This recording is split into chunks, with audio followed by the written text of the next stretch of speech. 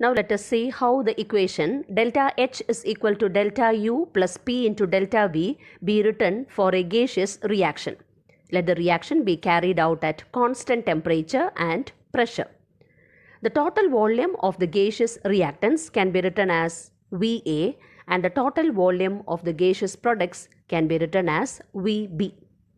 Let the number of moles of the gaseous reactants be represented as Na and let the number of moles of the gaseous products be denoted as Nb. We know that delta H is equal to delta U plus P into delta V. Now let us see how this equation can be written for a gaseous reaction. Let the reaction be carried out at constant temperature and pressure. Total volume of the gaseous reactants is taken as Va and the total volume of the gaseous products is taken as Vb. Number of moles of the gaseous reactants is equal to Na and number of moles of the gaseous products is equal to Nb. Applying the ideal gas equation, we can get PVA is equal to NaRT and PVB is equal to NbRT. PVB minus PVA will be equal to Nb minus Na into RT. What will be Vb minus Va equal to? It will be equal to delta V. Similarly, what will be Nb minus Na equal to? It will be equal to delta Ng, where delta Ng represents the difference in the number of moles of the gaseous products and number of moles of the gaseous reactants. So we can write the equation as P into delta V is equal to delta Ng RT. We know that delta H is equal to delta U plus P into delta V. But what is P delta V equal to? Delta Ng RT. Thus we get the final equation for a gaseous reaction as delta H is equal to delta U plus delta Ng RT. Next we shall learn about extensive and intensive properties. What is an extensive property? A property whose value depends on the quantity of matter present in the system is known as extensive property. Mass, volume, internal energy are the examples. Now let us see what is meant by an intensive property.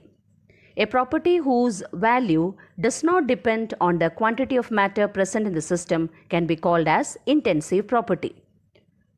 Examples are temperature, pressure, density. Let us now try to solve few numericals related to the topics. 2 liters of an ideal gas at a pressure of 10 atmosphere expands isothermally at 25 degrees Celsius into a vacuum until its total volume is 10 liters. How much heat is absorbed and how much work is done in the expansion?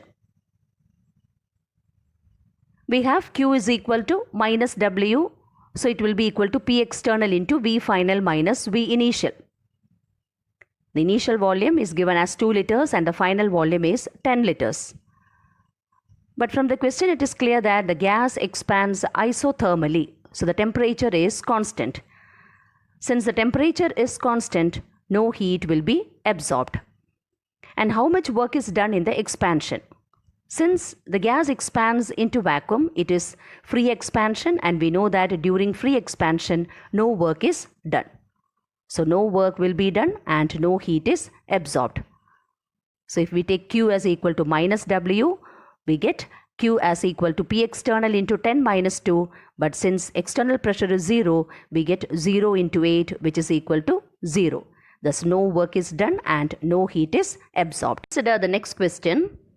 We have to consider the same expansion but this time against a constant external pressure of 1 atmosphere. So in this question, the external pressure is given to be 1 atmosphere.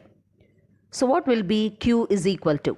Q will be equal to minus W and it is equal to P external into V final minus V initial.